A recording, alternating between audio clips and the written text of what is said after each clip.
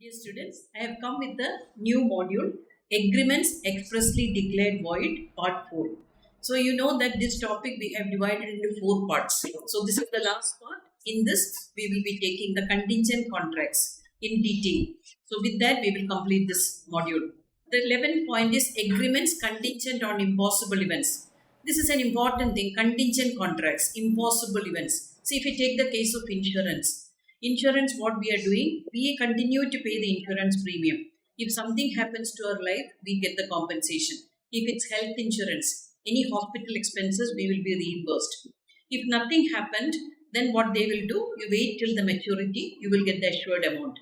So this is also insurance, also we can say that it's based on an impossible event. We have learned that wagering contract, uncertain events, the result you cannot predict, that contract is void. Many states have declared it as void.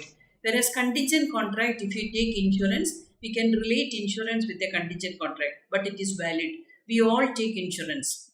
So Section 31 of the Indian Contract Act 1872 defines contingent contract as a contract to do something if some event collateral to such contract does or does not happen. See, insurance is the best example. If death happens or does not happen, if hospitalization happens or does not happen. So this is a contingent contract. Now, what are the essentials of contingent contracts? There must be a valid contract. See, insurance, there is a valid contract. Then, performance of the contract is based on a future event. See, if anybody is entering into a contract, when you're selling a factory, so he is telling that seller is telling that I can give you 100% guarantee the employees will not go on strike. This happened in Tata Tea, Munnar. So there, if they'll see that there is no strike or lockout for so many years.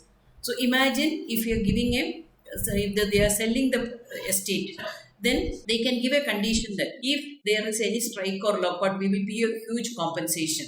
So that meaning it's based on the strike or lockout by the employees on a future date. So you can specify that within 5 years, within 10 years, within 2 years, but it is based on a future event. So something you are entering into a valid contract. A sale is a valid contract, provided that if something happens, then you will compensate or you will give you a consideration, a compensation for that. Third is the event is uncertain. Nobody can predict whether there will be a strike or lockout or anything. Uncertain things we cannot predict, but these are valid things, it can happen. The event must be collateral to the main event, that is the event independent to the contract. That meaning, see, the sale of estate, that meaning that is a valid contract. They will check the validity, all the legal terms are completed, they will sell the contract. But that collateral, strike on a future date, or if the employees agitate for something, so that is collateral, that is independent, it has nothing to do with the sale. They are expecting or not expecting on a future date. Next is, event should not be at the discretion of the promisor, that is the promisor has no control over the event. When they are selling their estate, the Tata Tea owners, they have no interest in future strike or lockout by the employees. That is completely different. The employees will decide they want to strike or lockout. So the promisor has no effect. Promisor, when he is selling, he is talking about the consideration, the valid contract. But later on a future date, if employees will go on strike, it is totally independent. Now let us see contingent contracts versus wagering agreements. We have seen both the contracts. They have similarity. Wagering agreements are void. Whereas contingent contracts, if it's for a valid thing, it is always valid contract. So let us see the differences. First point is mutual promise. In the case of contingent contract, there is no mutual promise. In the case of insurance, one party is promising. The insurance company is promising. If something happens, death or hospitalization or any natural calamity, we will compensate. We will continue to pay the insurance premium. Whereas in the case of wagering agreement, there is mutual promises there. That meaning India-Pakistan cricket match. You are supporting India, you are saying that if India will win, I will give you some money. Or other parties supporting Pakistan, he is telling that if Pakistan will win, I will give you the money. So there is mutual promise in the case of wagering agreement, whereas in the case of contingent contract, mutual promise is not there. Now, performance. In the case of contingent contract, performance is required. Death should happen, natural calamities, hospitalization, something happened to your vehicle, accident. This is performance is required. Whereas in the case of wagering agreement, you need not perform anything. Somebody totally not related. They are only playing. They are only in the field. You have nothing to do with that. You have no control over the India-Pakistan match. The players, selected players are only playing the match. Interest in the subject matter. In the case of contingent contract, definitely you are insurance. You have the control. You have the interest. Something happens to my life.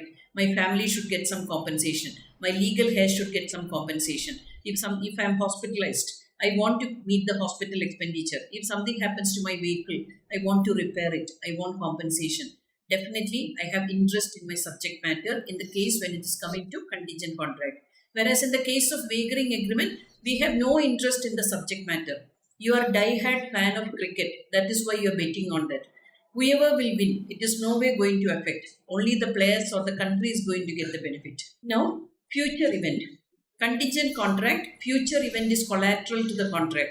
Death, hospitalization, natural calamities, accident, everything is collateral. Based on that, the future of the contract will change. Whereas in the case of wagering agreement, only the determining factor, whether the team will win or lose, that is the determining factor for paying the consideration. Now, validity, contingent contracts are valid if it's for a valid reason. If it's for illegal things, it will not be valid, but legal things, the best example is insurance. All insurance contracts are contingent contracts. Whereas in the case of wagering agreements are void. Now, the nature of the contract, every contingent contract is not wagering agreement. For example, insurance. Insurance is an accepted, valid contract when you enter into contract. Whereas wagering agreement, you have to remember all wagering agreements are contingent as it is based on future events. So here, these are the differences between contingent contracts and wagering agreements. So this is what I want to explain in this module.